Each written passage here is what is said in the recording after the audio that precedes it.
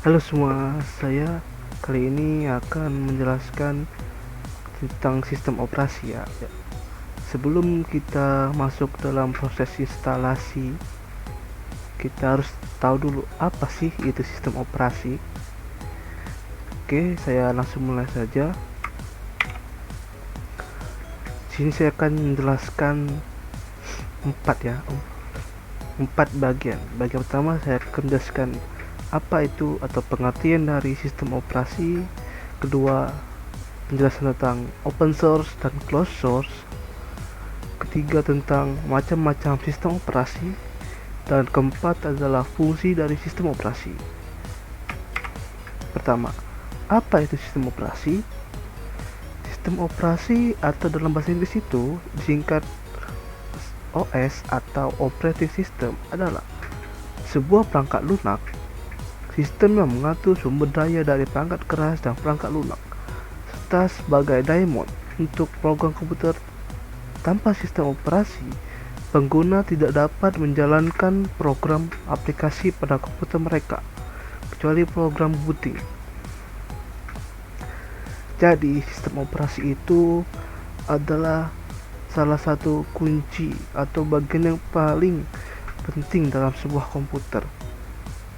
Sebuah komputer tidak akan bisa digunakan ketika hanya memiliki perangkat keras dan manusianya, tetapi sebuah komputer bisa berjalan dengan baik dan sempurna adalah ketika dia memiliki hardware, memiliki software, dan memiliki brandware atau penggunanya.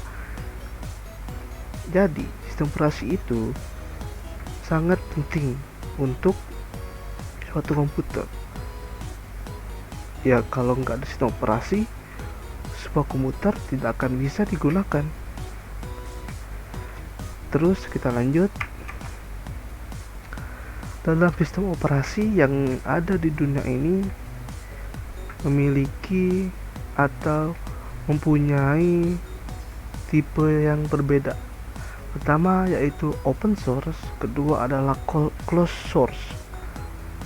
Sistem operasi open source adalah sistem operasi yang dimana source kodenya bisa dilihat pengguna, dimodifikasi, diperbaiki, atau dikembangkan software tersebut menjadi lebih baik.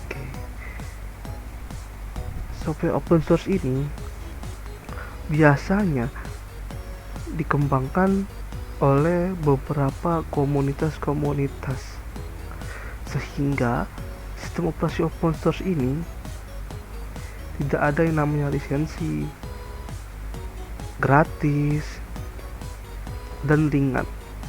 Tetapi sistem operasi open source ini sulit digunakan dikarenakan orang-orang di dunia ini tidak menggunakan sistem operasi open source. Lalu sistem operasi closed source adalah sistem operasi yang dimana source kodenya itu tidak bisa dimodifikasi ataupun dikembangkan sendiri. Pada sistem operasi closed source ini biasanya dikembangkan oleh suatu perusahaan besar, yang dimana mereka itu mengembangkan sistem operasi tersebut secara massal dan dijual belikan. Maka dari itu, sistem operasi closed source ini bersifat berbayar dan memiliki lisensi. Ketika kita ingin menginstalnya, artinya kita telah membeli dan memiliki lisensi.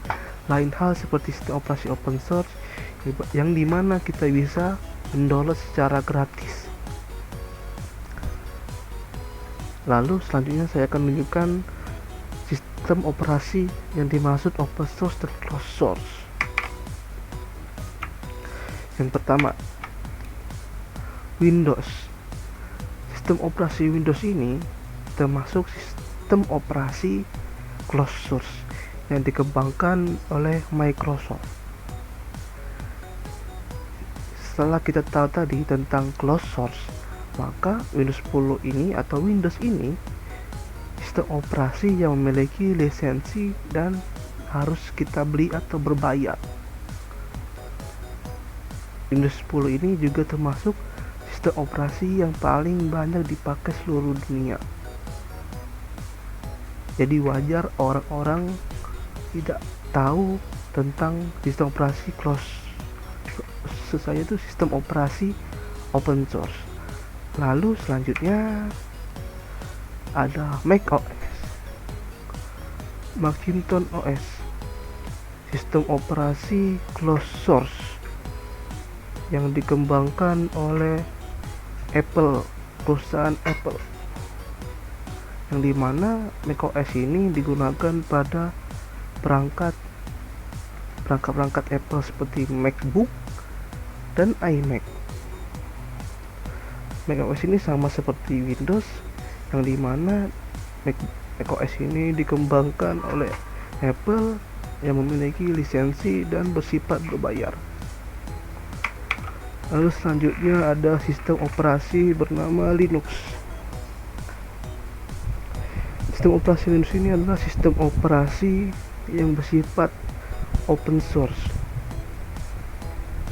yang dimana sistem operasi Linux ini dikembangkan oleh Linus Benedict Torvalds dan dikembangkan lagi oleh banyak komunitas open source sehingga menciptakan Linux dengan distributor yang berbeda-beda seperti Ubuntu, Linux Mint, Red Hat, dan lain-lain.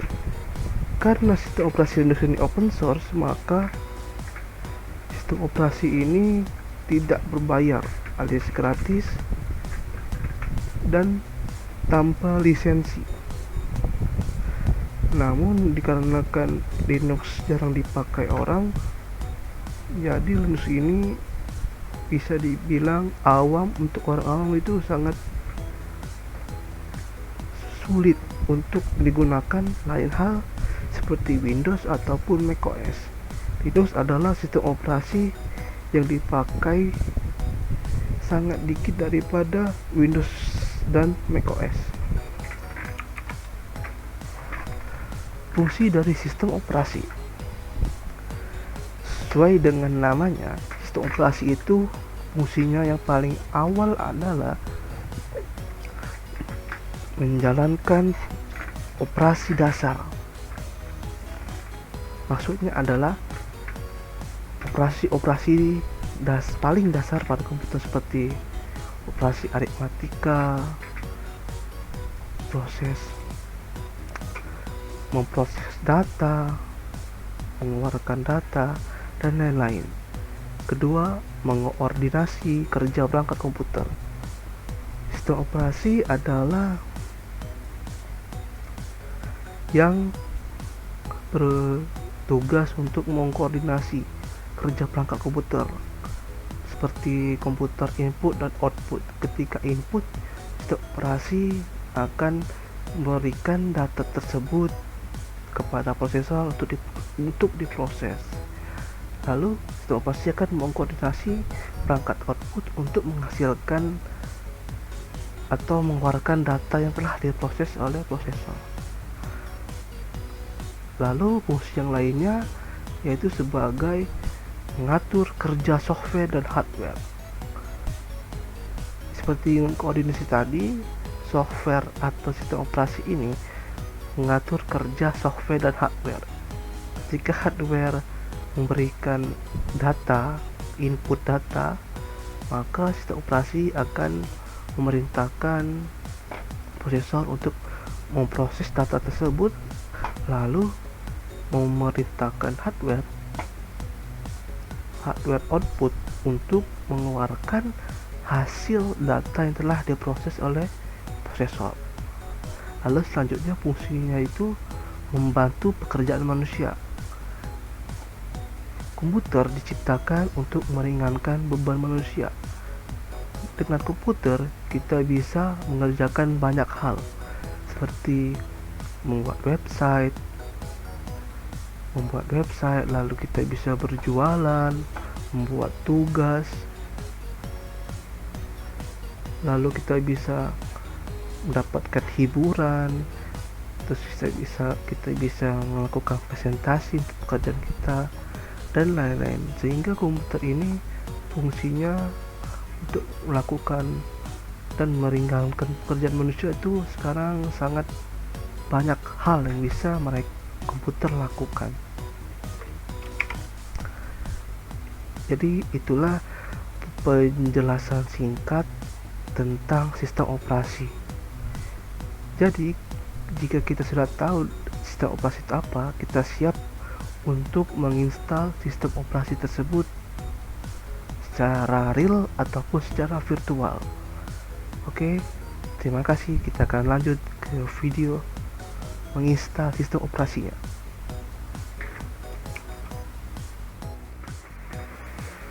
Pada kali ini saya akan menunjukkan cara menginstal Windows 7 dan cara mengatur partisinya. Pada kali ini juga saya akan menginstalnya menggunakan Oracle VirtualBox. Yang pertama, kita klik ini yang baru, lalu tulis nama mesin virtual mesinnya, Windows 7. Lalu pilih tipenya, karena kita menginstal Windows 7 kita memilih Microsoft Windows. Lalu versinya Windows 7 64-bit. Lalu lanjut. Untuk ukuran memori kita menggunakan rekomendasi saja sesuai dengan memori yang ada di laptop kita. Pada hard disk sini kita memilih hard disk virtual, lalu kita memilih buat. Selanjutnya kita hanya next dan next. Setelah selesai mengatur tadi, maka akan tampil di halaman ini sesuai dengan apa yang kita buat. Untuk menjalankan virtual machine-nya, kita mengklik mulai.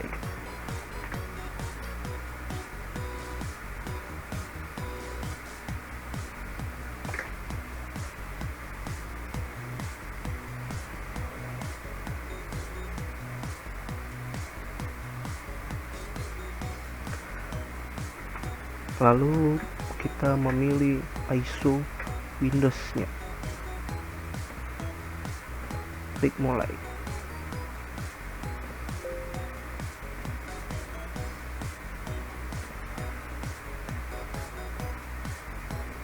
Lalu proses akan berjalan.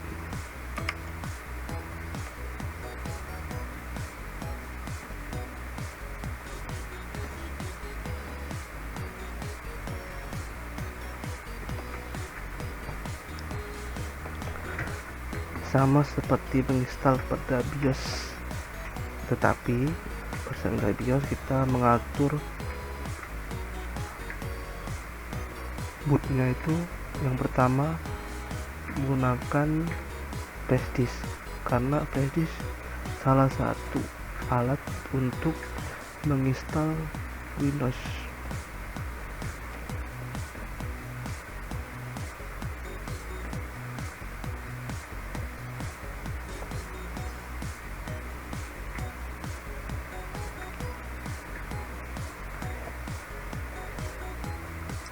Sini masih starting Windows.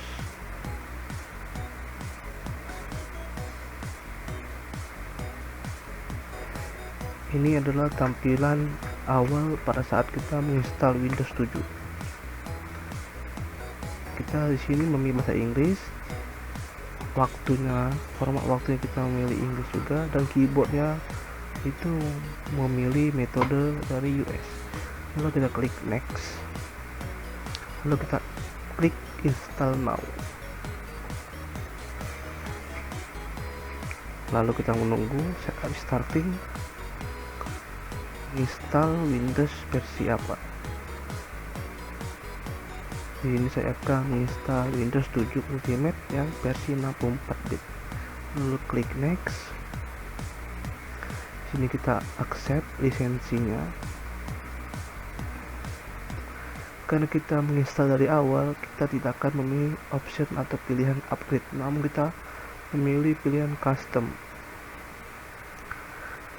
Di sini kita akan memilih tempat atau memilih lokasi di mana Windows itu akan diinstal.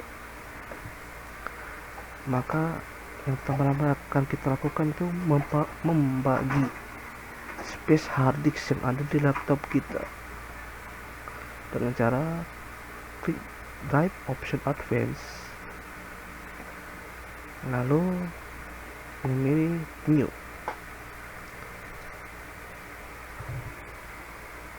Agar seimbang, maka 60% untuk D, 40% untuk C, drive C. Karena sini total size nya adalah 32 GB, maka kita akan membagi untuk C nya itu 1600 MB, apply.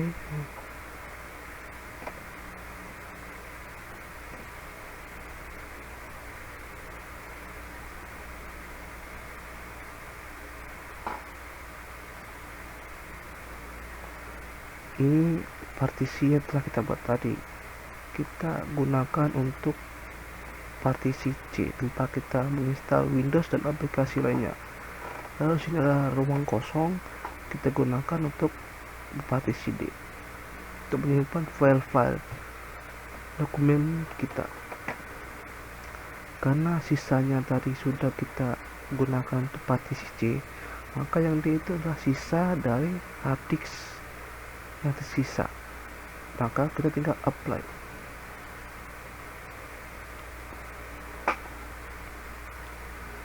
Jangan lupa untuk memilih partisi yang mana terinstall, karena tadi sudah kita membagi 60% 40%, maka disk ini adalah 4C nya. Nanti dia akan disimpan di partisi ini, file-file Windows dan aplikasi lainnya. Lalu klik next.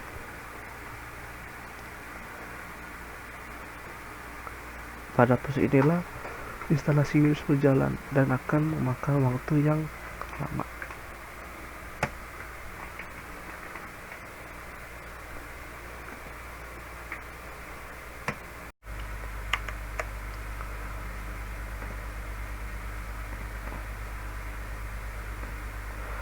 Oke, setelah instalasi semuanya berhasil, maka komputer akan merestart.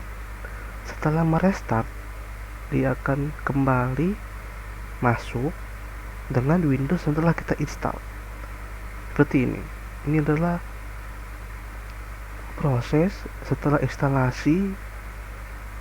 Lalu nanti laptop kita akan merestart dan akan memasukkan atau memasuki Windows yang telah kita install tadi.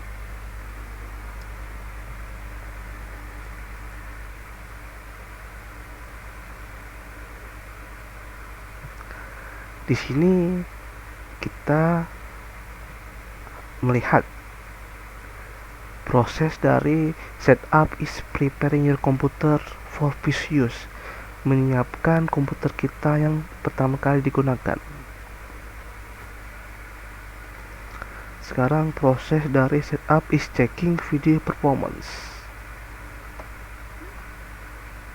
Kita tunggu sampai semuanya selesai dan siap untuk digunakan. Oke, ini adalah tampilan awal kita setelah menginstal Windows berhasil, yaitu men-setup Windows kita dengan memberikan nama username atau kita.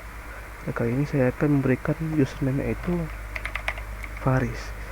Nanti komputer name-nya akan terisi otomatis dengan nama Faris PC. Lalu kita klik next. Karena saya tidak akan memberikan password, jadi saya klik next saja.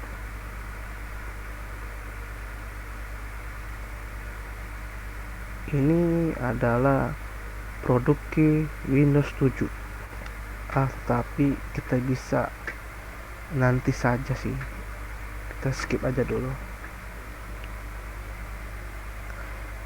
Karena kita itu tak perlu update ya. Untuk ini time kita menggunakan Bangkok Hanoi Jakarta. Lo klik next,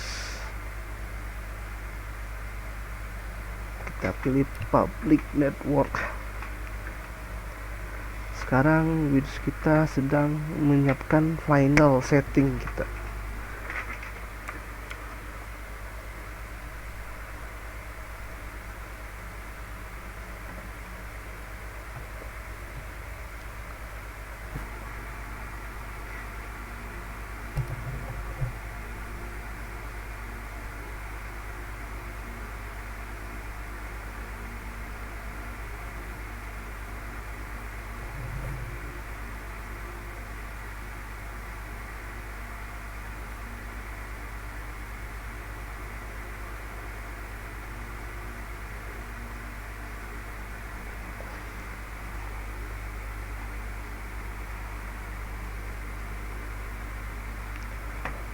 Oke, selamat datang di Windows 7 Ultimate.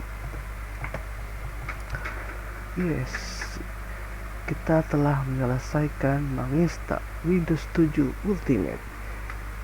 Pada kali ini saya menginstalnya di VirtualBox ya, secara virtual. Namun, cara menginstal Windows itu sih sama aja sih, virtual ataupun secara real. Yang membedakannya itu saat mengatur bootingnya. Kalau kita di virtual, kita tidak perlu mengatur booting dari mana.